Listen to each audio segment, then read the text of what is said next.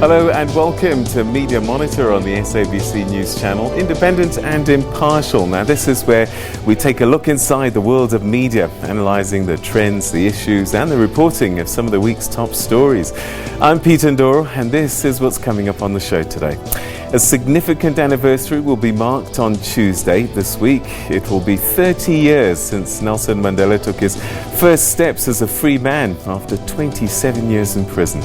We'll look back at that time and how that historic moment was narrated by our journalists. Fake news is once again in the spotlight as a journalist was found out for making up sources in his stories. And today our international editor slot takes us to Addis Ababa in Ethiopia for the AU summit. SABC foreign editor Sophie Mkwena is there for us. So that's the show, and remember you can always engage with us on social media using Twitter, and all you have to do is use the hashtag SABC Media Monitor, hashtag SABC Media Monitor. That's the program, but as I said, you can engage with us on social media. Now, before we get into our highlighted stories on the program, let's first take a look at what's on the front pages of your Sunday newspapers this morning, starting with the Sunday Times. And the paper is leading with the debate within the ANC around the future of the national carrier SAA, with the top brass in the party saying that the airline should not be cutting routes. But it does seem that party chairman Gwede Mantashe has broken ranks, saying that the airline should be sold if it can't make money.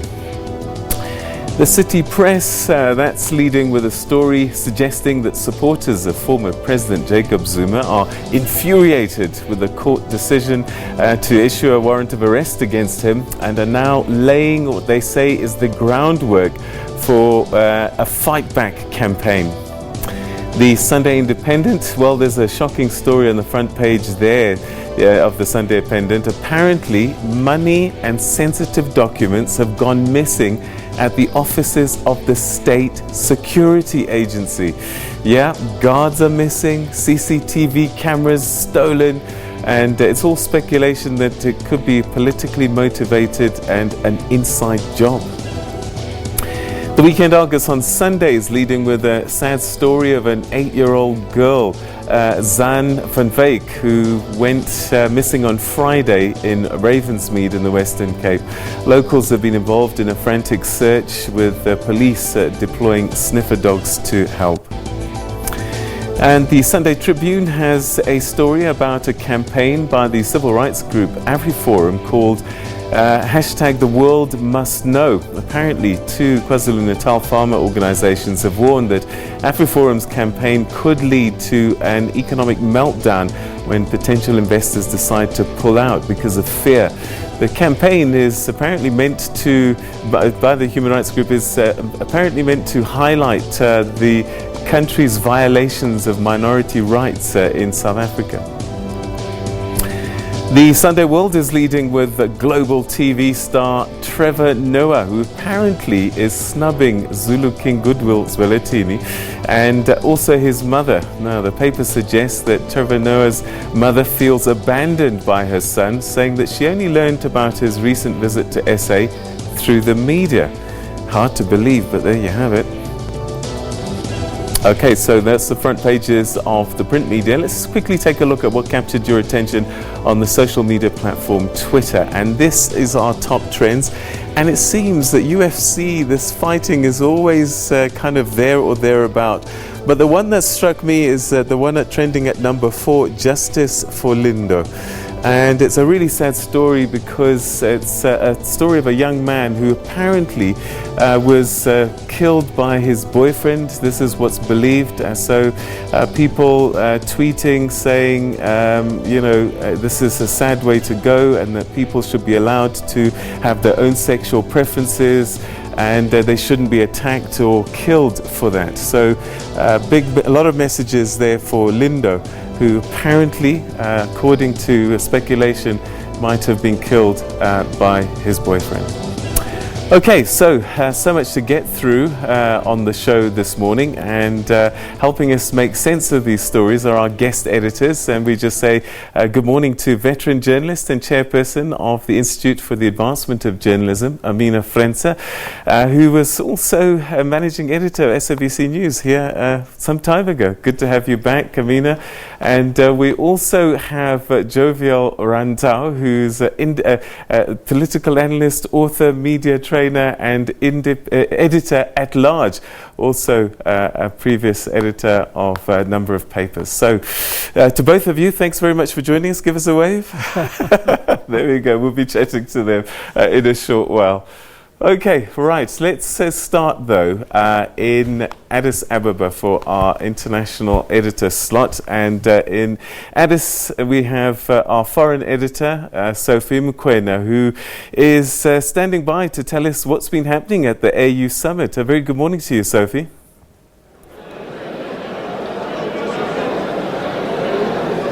Well, thank you, Peter. Indeed, we are here at the AU headquarters in Addis Ababa, where we expect the AU summit to get underway. We know that first, the order of business in terms of what needs to be done will be the leaders behind closed doors discussing the agenda, taking a decision in terms of what they will prioritize. A large media contingent here covering the summit, and we know from South Africa as well, we have many journalists who have descended here at Addis Ababa, the capital city of Ethiopia. Among them, we talk about the EWN crew, we talk about Sunday Times, we have News 24 and CNBC and ENCA, and of course us here at the headquarters of the AU Summit to cover this event. But with me here is Coletta Wanjohi, our correspondent here in Addis Ababa, who often give us information and stories around what's happening here at the AU, but in Ethiopia as well. Good morning, Coletta. We are here today and good to see you. Let's start with the newspapers here in Ethiopia. What are the main issues, the headlines? Good morning, Sophie. Well, as you may imagine, it's one of the biggest days or the biggest period for Ethiopia. And the newspapers since morning, and actually the news media since yesterday, has been talking about the arrival of heads of state. It is a big time, and Ethiopia has been drumming for support from its citizens to ensure that, of course, traffic is observed and as well as security. So the newspapers are talking about how the Prime Minister has been going to the airport to receive different heads of state. And also for the business people, it is exciting because the business people, if you listen to the media, they're talking about how business has come, because we've got hotels, we've got food business, catering, entertainment, sports and all that. And now we even have sessions from different, for example, entertainment clubs that are tagging their theme nights to the African Union Summit. So it is a good time for Ethiopia, a great time in terms of news and also business. Well, in terms of coverage, you have mostly the political reporters focusing on hard issues. You have journalists who are also looking at lighter stories. Prime Minister Abiy driving President Ramaphosa and Canadian Prime Minister. Yes, exactly. If you look at the theme of the year, silencing the guns, it has kind of attracted more journalists this year than the previous years, because it's all about peace and security.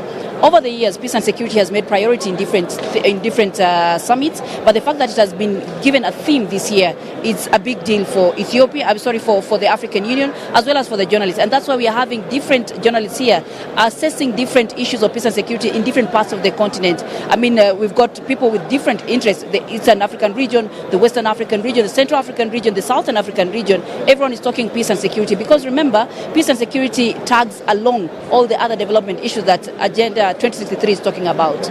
But looking at the coverage, do you think we are able to get the real stories, the story behind the stories, or we are just following the newsmakers and just consuming what they are saying? Are we able to unpack these issues? Because when I look at the social media, citizens of this continent are really engaging us, asking us to ask hard questions. I may make an example of Zimbabwe, where Zimbabweans are saying, well and good for President Mnangagwa to join the APRM, but on the ground, will he be able to agree that the country must be properly assessed. And then in Lesotho, people are asking, is our Prime Minister there based on what is happening there? So quite a traffic of citizens of this continent engaging as media on social media. Are we doing justice to the story? I think not really, because if you look at the situation at the African Union, and you've been here at several summits, you know that all the presidents come in almost at the same time, and we have events happening at the same time. So you can only do so much within a certain particular time. But people are trying, because people have different interests. Different journalists have different interests. And the best thing is journalists trying to doorstep at least heads of state to ask these questions. Not easy, because you have security situations. Doorstepping very difficult, very, very difficult. Very difficult. You have security people that push you, because they're looking at their heads of state. Some heads of state don't want to really answer issues because they know that they are on the limelight in terms of who's asking the questions. So it is really challenging for the journalists, but I can't say that people are really trying. Because in the corridors of the African Union now you have experts, you've got so many people who are awash with information of different regions. So maybe those are the go-to people at the moment, because getting heads of state is just a matter of luck. Thank you so much, Coletta. That was Coletta Wanjowi, our correspondent here at Addis Ababa, talking to us about how the journalists here, I can tell you many, many, many journalists all over the world are here to cover this story. Perhaps the interest is around the continent itself. You know that there's a scramble for Africa. All countries, particularly the Western powers and the international community or countries outside the continent, are trying to have bilateral relations on trade with the continent, because when you look at the main big players, that is China and the US, currently that trade war not really doing the two countries a favor, and therefore people are looking to Africa as an alternative market. Back to you, Peter Ndoro. Sophie Mkwena, thanks very much indeed. That's our foreign editor in Addis Ababa, AU Summit. And I'm going to ask my guest editors. I'm very proud that the public broadcaster is there and covering the story. And I don't see much of it in the newspapers, sadly. And I just wonder, are we letting our citizens down? We don't seem to see too much storytelling about this, the AU Summit and how important it is. Let me start with you, Amina. I think it certainly should feature more prominently, especially in our newspapers, traditional media, etc. It's a big deal. The role that President Cyril Ramaphosa is playing and what the AU is doing and expected to do. But I think there has been a lack, of reporting, lack of coverage, lack of, critical insights as well. But the AU itself is perhaps not in the best space. How is it seen by the public? We would hate to call it perhaps, an ineffective organ that is not responding to, the urgencies and emergencies on the continent, starting with media freedom, starting with human rights violations. And the slogan of silencing the guns, it's become merely a slogan. I think there are more guns active today than had been 5-10 years ago. If you look what is happening in West Africa, there are wars, and also it's not. So bottom line, we're not reporting enough on this story. It's not covered. Why is it important that we tell the AU story? I think it's important that Africans must tell their own stories first and foremost. My organization, the African Editors Forum, was formed to do precisely that, for Africans to begin to own their narrative. But the fact that over 40 head of states and governments are meeting in Addis, it's one part of the big story. But the bigger story for me should be the content. What are the heads of states discussing, and what sort of content are they putting to the meeting? In other words, what decisions are they taking, and how does these decisions affect the lives of Africans throughout the continent? The AU has got to look at a program that enables them to communicate their messages much, much more. The editors are engaging with the AU, for instance, to work with them around getting their messages out better, around making sure that they relate much better to the people that they lead, because unless that changes, the image of the AU as a club mainly of men, elderly men gathering in Addis and discussing Protocol 1 and Protocol 2, and not worried about the big things that worry people in Burundi, in Uganda. I will continue. All right. We'll explore a little bit that theme a bit more in our newspaper section later on. But we're going to take a quick break, and when we come back, you know, it's an amazing story. I almost didn't believe it when I first heard. A journalist really putting our profession into disrepute, manufacturing fake news. Stay with us.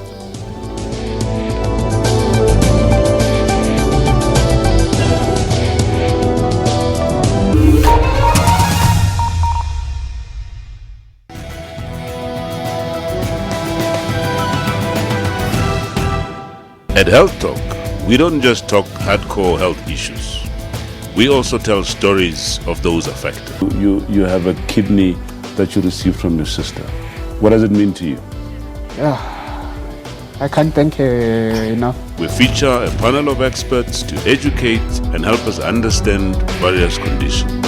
What is osteoporosis? Yes, often it can be confused with arthritis, but osteoporosis is a separate condition. It's a condition that causes a weak bone. Bring to light issues concerning public health.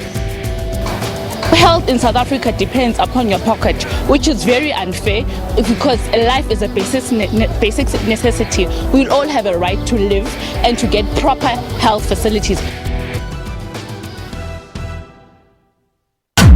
The World Health Organization has urged countries to make preparations to deal with possible cases of the coronavirus. China's new confirmed infections from the coronavirus outbreak increased by a daily record to top 14,000. At least 213 people have died from the virus in China. There are now around 17,500 confirmed cases of infections and over 360 deaths.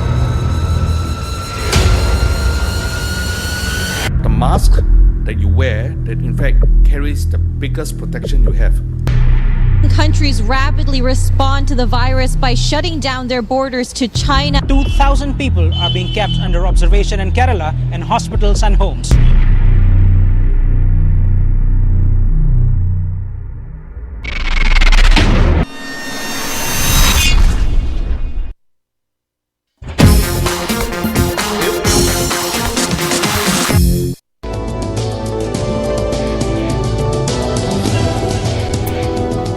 Right, welcome back. Now, fake news is a subject that we've talked about quite a bit on this program, and it seems that this is a scourge that's it's showing up rather in some unlikely places. Now, you might remember recently there were shops owned by foreign nationals that were vandalized and looted around the country, Newcastle in particular, in KwaZulu-Natal.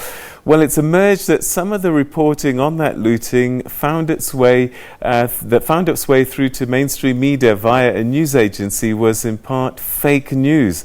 And at the heart of it, Sibusiso Mdlaloze, a journalist who literally made things up.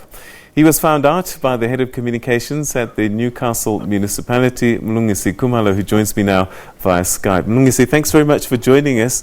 This is quite an incredible story. Take us through how you got to the bottom of it.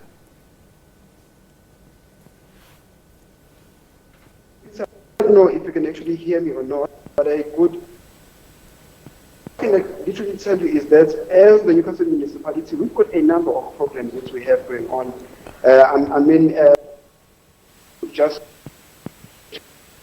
All right. Okay.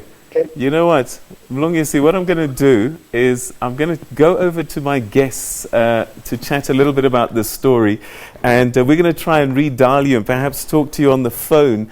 But I think this is a theme that, as a veteran journalist, should understand.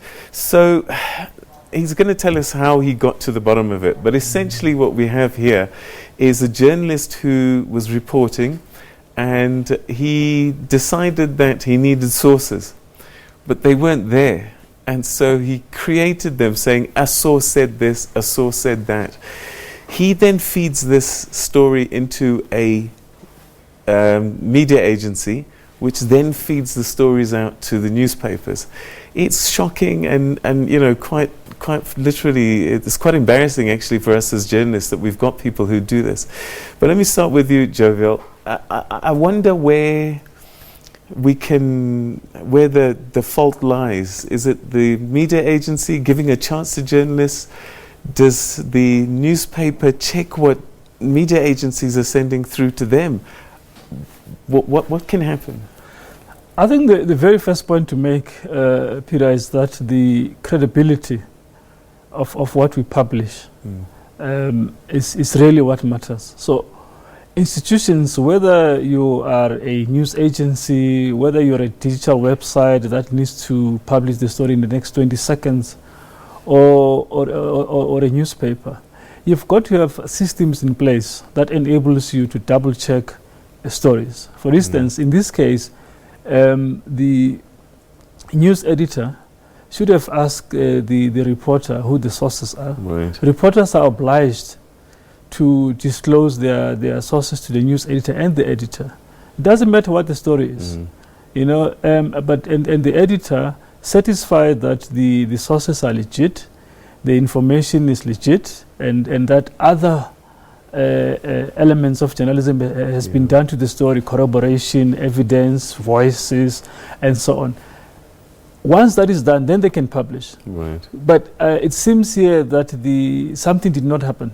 Yeah. Because if the right questions were asked in the right at the right stages, this story would not have made it onto ground up feed, and then it wouldn't have been sold to the newspapers or media outlets. All right. I mean, I'm going to come to you just now, but let's just get a sense from Mlungisi himself, just how he found out that there was a problem.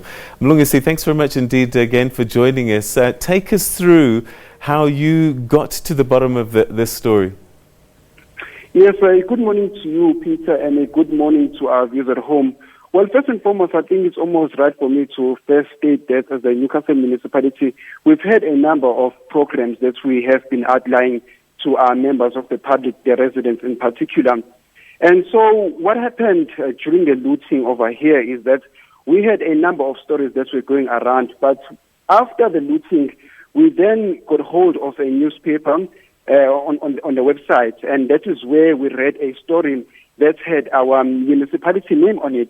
And after careful reading the story, we then drew a conclusion that no, this was a story which was indeed fabricated.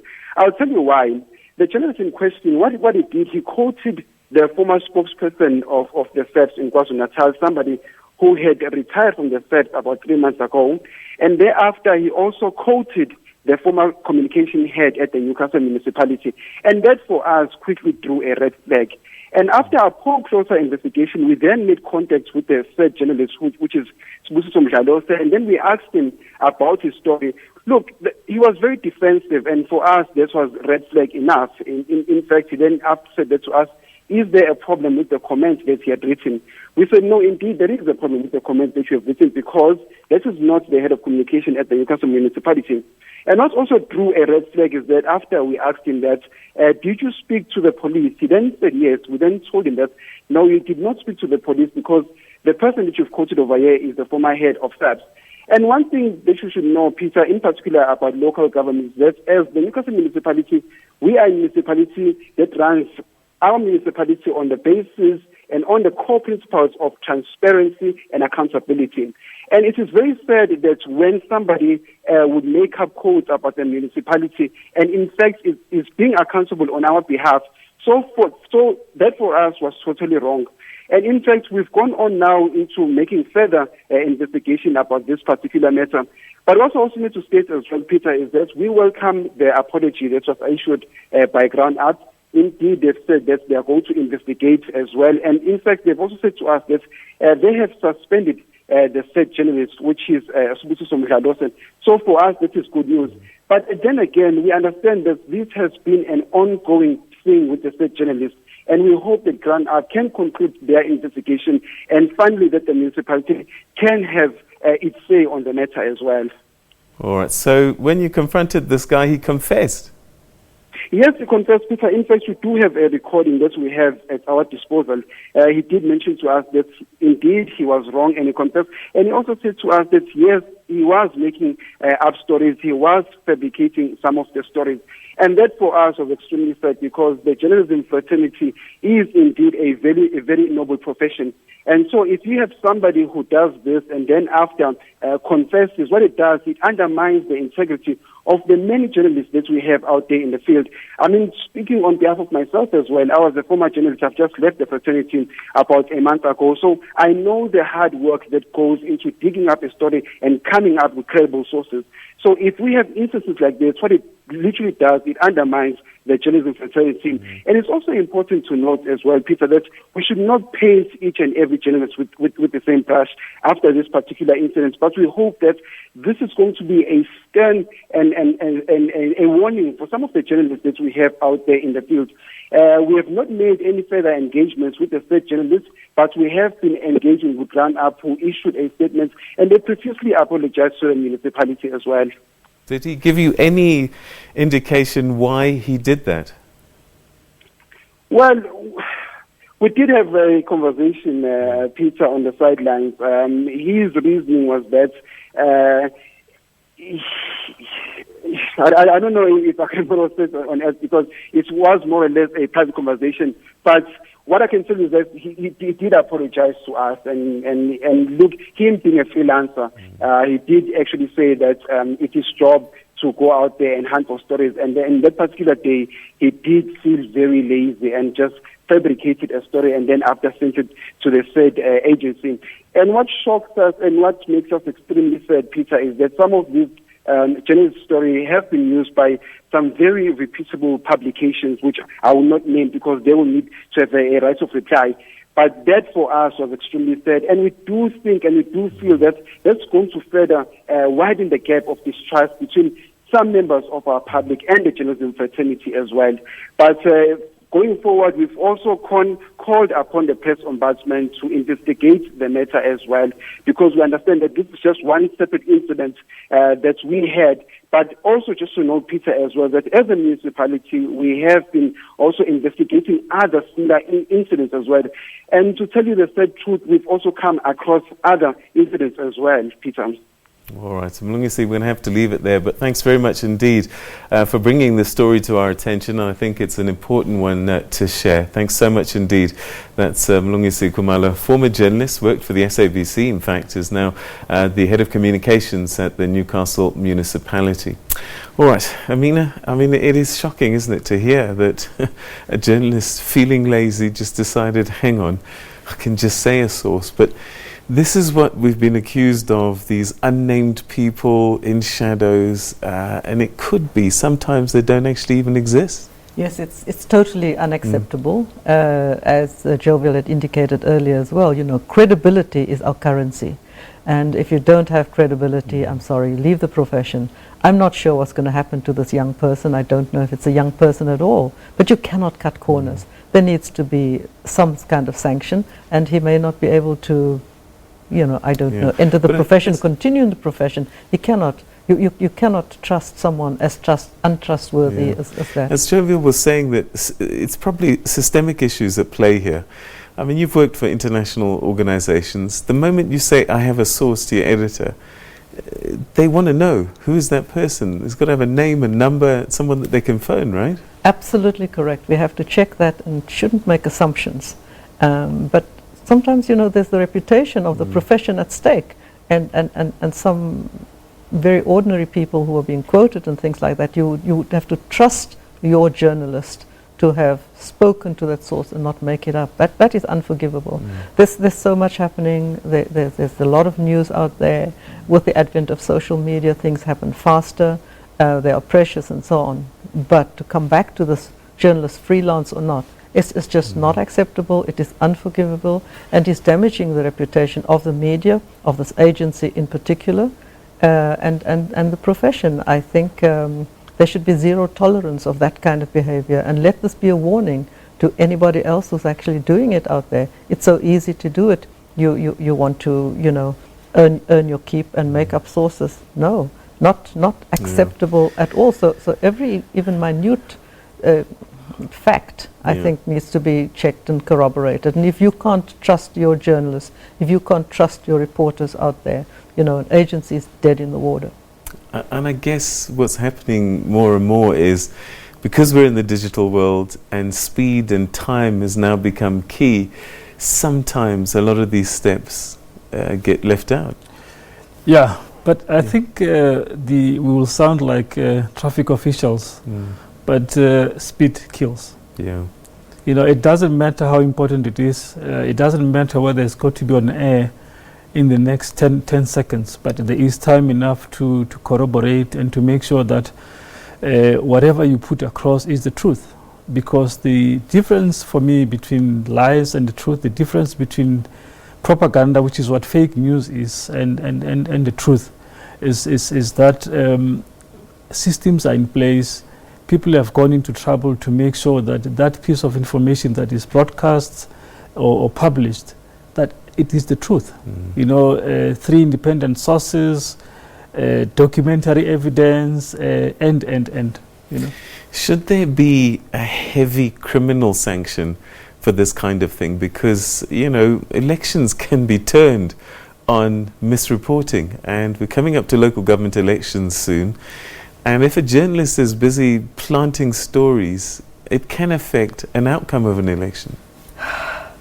A criminal sanction means, orange overalls. Yeah. But in the media, I think it's your credibility that you've given up, that you forfeited the right to be a journalist.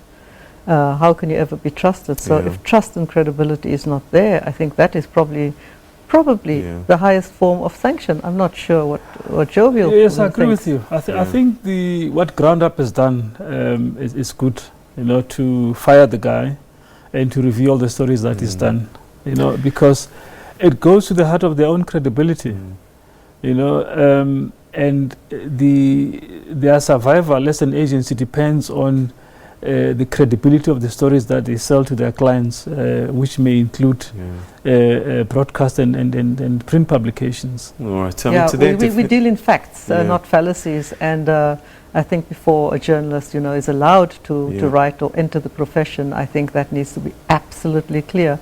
There needs to be, your code of ethic, all kinds of codes that you adhere to. Yeah. If the systems are working, you have many wars in the newsrooms behind the scenes, where editors demand sources and they have to deal with all kinds of... Here's another question for you. Jovial Rantal comes to me with a story. He's been at this 20 years. He's never let us down before. Do I check every story, or do I get to a point where I say, we can trust Jovial? You check every story. It doesn't matter whether it comes from a journalist who's been at it for 20 years. It doesn't matter whether your source is the president of the country and you think he cannot or she cannot lie to me. It doesn't matter. The standards stay the same. Even the big changes in the way the story is told, the digital revolution, the story and the standards stay the same. So whether you publish the story on Twitter or on social networks or on the old newspaper or on TV, it must be checked in terms of the journalism standards that are set. All right. Well, Ground Up did apologize, and let's just put up their apology. We spoke to them, and it turns out this guy has fabricated 5 other stories that they know of. So that's quite problematic. And I think it was the Times Live or Sowetan that also said it's come to our attention that the story that was reported earlier was incorrect. So there have been these retractions, but often a retraction is a retraction, but it's often too late. It's the horse is already bolted. People have made up their minds. So it's quite sad that we're seeing this. But anyway, we'll leave that for the time being. You wanted to say something very quickly? No, I wanted to say that it's the only time that institutions can actually act. But what is important is not only, I suggest, printing or broadcasting the retraction, but showing the public out there what other steps you've taken to make sure that it doesn't happen again, and also sharing with them your internal mechanisms, checks and balances that a story goes through before it goes on air or it goes into print. Definitely auditing systems. Zero tolerance, and hopefully he will be out of journalistic work for a while. Yeah, well then, for maybe forever. There's a lot of perhaps. But everybody's a journalist now. So, as long as you can go online, sadly. But anyway, we'll chat more about that and other issues after this break. There's so much to get through. Stay with us. In fact, coming up next, a short walk outside Victor Verster after a long walk to freedom. All coming up.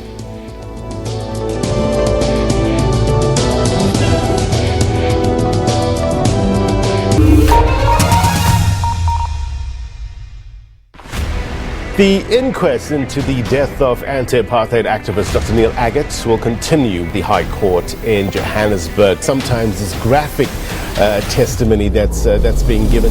I saw him coming with the police, struggling to walk, and he was bending forward like that, almost like he was not able to pick up his body.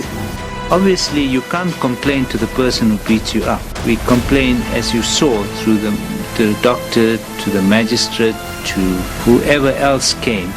The document referred to by Officer Victor is not an accurate document as published. Heads of state and government will again converge in Addis Ababa, Ethiopia, the seat of the continental body, the African Union. High on the agenda, economic development, peace and security. South Africa will take over the chairship of the African Union and will also lead the African peer review mechanism. AU is beginning to focus on real issues that affect the lives of ordinary people across the length and the breadth of the continent. The SABC News team will bring you the update of the AU Summit 2020. There will also be a report on conflict and how the continent can stem conflict. Kuleton Johi for SABC News in Addis Ababa.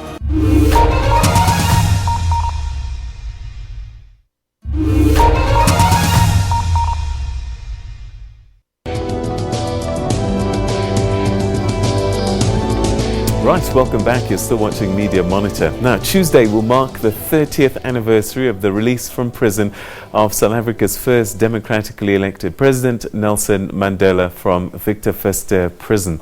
On the 11th of February 1990, former President Mandela took his first steps as a free man after spending 27 years incarcerated. For many journalists at the time, this was likely the biggest story of their careers and the biggest human interest story in the world at that time, and that seen in decades. This is how the SABC covered that historic day.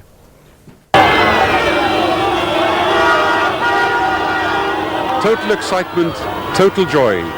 That was the moment that was. Mr. Nelson Mandela, the 72-year-old ANC leader who has been in jail in South Africa for 30 years, nearly 3 decades, a free man.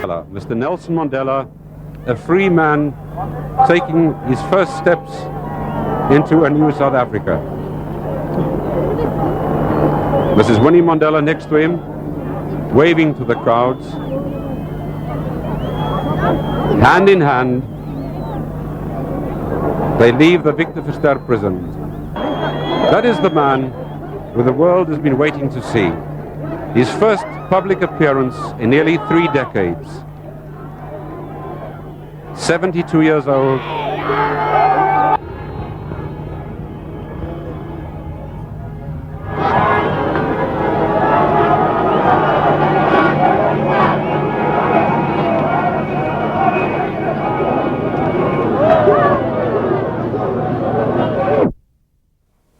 So historic scenes, and you're going to see a lot of that this week on Tuesday in particular, marking the 30th anniversary. And I remember at the time I was in Harare, we watched this on TV.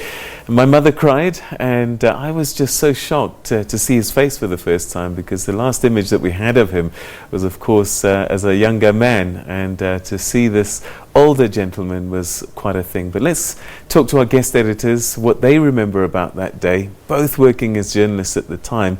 Let me start with you this time, Amina. Where were you, and how significant was doing the work of reporting that story? Yes.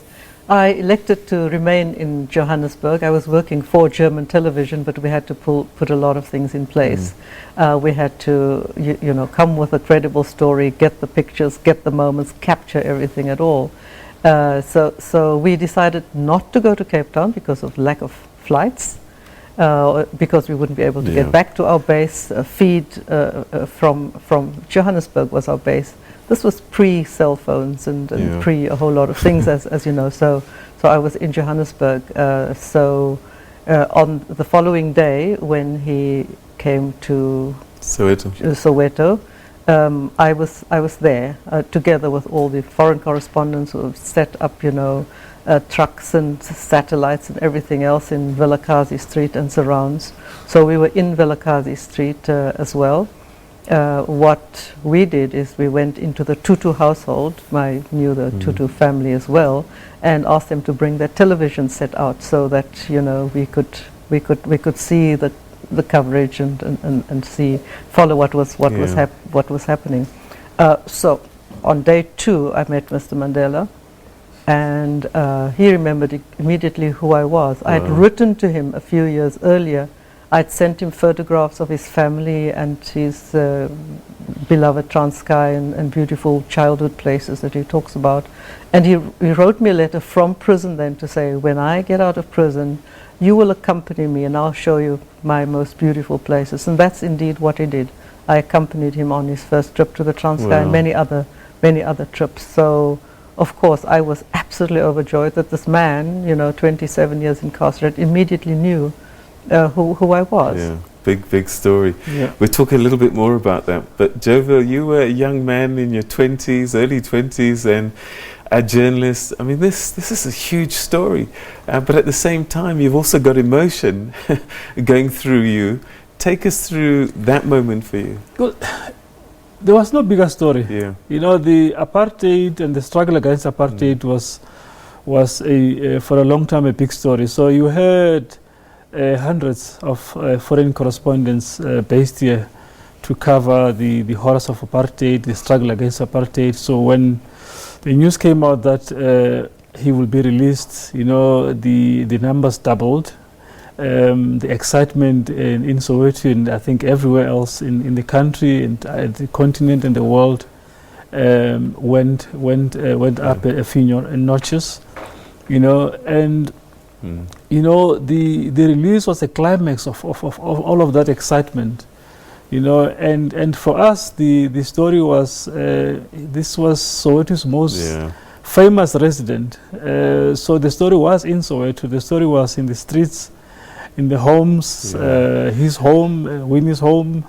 The story was in the homes of the many Sowetans. So how difficult was it to be a journalist, but also, because you're also citizens and you've got hope and excitement about what's about to happen.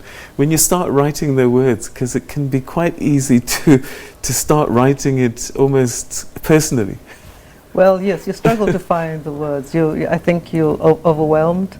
You know, all of us had to scramble, you know, for the right words, the right visuals, the right emotions to express, the right people to speak to, and because everybody was scrambling, you know, for the same images, for the same people. As I said, we didn't have social media, we didn't have cell phones, so you had to be, you know, a few steps ahead of everyone else. You thought. It was very, very exciting because it was very real. You had real contacts on the ground. You made use of your relationships as well, you know, with the family and other struggle icons. And yes, it was a huge culmination for what we had fought for. Some of us were media activists, of course, behind the scenes, and it was absolutely amazing, you know, to be here, to witness it, to meet the man, to see him for the first time, to actually have the privilege reporting it to the world, and obviously to our South African citizens. I mean, to this day, Mandela is no more, but there were so many people who said to me, if only I could meet the man, if only I could greet him, if only I could shake his hand. So quite iconic, and it was the biggest world event, I would believe, concurring with John. I mean, you know, but I'm just wondering, So the actual "he's free" is your first paragraph, but there had to be more. What was being said beyond that he's out of jail now? Look, the story had so many angles. Yeah. I mean, you asked about what did we write and how did we manage to control our own feelings about what was happening. But for us, it was very simple. The story was never about us. It was about the people of this country and how they take in the moment. Where were they when they had the news? Where were they when he walked out? And the other part of the big story was, what now? He's out. So what now? There were fears about his safety. There were fears about what happens now in South Africa. You know, is there going to be a war? You know, what happens to all our comrades who are in exile, etc., etc. So the story was much bigger. Of course, the release was the greatest moment, but it was about the future. You know, what happens to us beyond running around the streets and celebrating. Man, we're running out of time, but very briefly, next Tuesday will be 30 years. How should we be telling that story next week? And I suppose to kind of remind what happened, but also what it means for South Africans 30 years later. There are many angles, as Jovial had already indicated, but I think 30 years is a long time, you know, for many people. For some of us who have been around, we were there to witness it. But there are new generations of young people. I think context is important, and what happened since. So historical context, the situations on the ground, what had happened since, where are we now, and where are we going? Are we still, you know, faithful to the ideals that Mandela and others went to prison for? Are we actually serving our population the way we ought to, we should? Are we doing justice to you know, all the sacrifices that were made? So I think that context is important. Jovial? I think it's important what she said. You know, it's important to remember the day and to remind ourselves of where we come from. But I think the truth is that South Africa now needs much more than a Mandela. You know, there are many questions that South Africans are asking themselves about the state of the country, and what people need to hear from the president, I think, on the day that he opens Parliament. Yes, reflect on Mandela, but please tell us how you're going to fix this country and what you are doing. We will leave that there for the time being, because Tuesday, I'm sure, we're going to be talking about it wall to wall. Let's come to the present time, and the South African National Editors Forum has expressed deep concern that lawyers for the National Lotteries Commission have threatened criminal charges against news agency Ground Up and freelance journalist Raymond Joseph. The lawyers are demanding that Ground Up remove 16 stories from its website, many which expose incompetence, allegations of corruption involving multi-million rand projects funded by the NLC. Now, SANEF says that the threats of criminal charges appear to be being used to harass and intimidate Ground Up and Mr. Joseph to stop their reporting on malfeasance and corruption at the National Lotteries Commission. The Editors Forum added that lottery funds and public funds are public funds and must be subject to transparency around their distribution. And we now go to Central Africa, where Reporters Without Borders have ranked Burundi as one of the worst countries in the world for media freedom, saying in 2019 that their media are, for the most part, dominated by fear, resignation and self-censorship. And this seems to be playing out as the African Editors Forum, TAIF, has condemned this in the strongest terms, the 2.5-year prison terms imposed on Burundian journalists, for essentially reporting and doing their job, literally. So 5 or so journalists jailed, 2.5 years for reporting. So that's what's happening in Burundi. Very sad state of affairs. All right, I'm rushing through this, unfortunately, because we've got time, but Africa Editors Forum, you're president of that. Sadly, we see this across the continent in many places, journalists just not being able to do what they need to do. You know, It's shocking, to say the least. You know, the journalists in Burundi were doing what ordinary journalists do, their work. They went to cover a demonstration, and they were interviewing people, the demonstrators, and the police came and just arrested them. Wow. You know, so our message to Africa is that journalism is not a crime. You know, our message to the president of Burundi is that this journalist must be released forthwith, you know, and he must put in place measures that make sure that the media freedom and independence in that country is not violated. As we speak, the majority of journalists in Burundi operate outside Burundi because of the harassment, repression, and detention. And the AU really should be talking about this. Hopefully that should be on the agenda and should not be in mostly old boys club. That definitely should be on the agenda. The repression, the human rights violations, certainly it's not acceptable at all. All right, you know what, we're going to talk about the local newspapers now, but the one that really grabbed my attention is the Sunday Times, and we're going to look at this picture now. And it'll surprise a lot of people, but I think it speaks a lot about who the Ethiopian Prime Minister is. And some might say he's a breath of fresh air. He picked up Cyril Ramaphosa, president, at the airport and drove him. You're never going to see this in a lot of places. I mean, breaking all protocols, I'm sure. You know, where's the red light brigade? Yes. I'm sure there were a couple of panic-stricken guards and security personnel. You know, like, oh my God. What is happening here? It's like you say, breath of fresh air, and I think it's a wonderful, lovely human touch. But he does this quite often, actually. I believe he picked up other heads of state as well. But I suppose symbolically, it does make him more human, more accessible in some ways. I think the significance is huge. Yeah, and to me, it points out to what political leaders should actually do. You know, leaders must live the lives of those they lead. You know, so if you know, I can pick Peter up from the airport, so can the president of Ethiopia. You know, and it sort of cascades down to many other, or should cascade down to many other phases of our lives. You know, if you want your public hospitals to be top-notch, our politicians must use them. They must use public transport. You know, if our president was using that, he wouldn't be so shocked at everything that happens in this country. Scandinavian countries, they're on their bicycles, aren't they?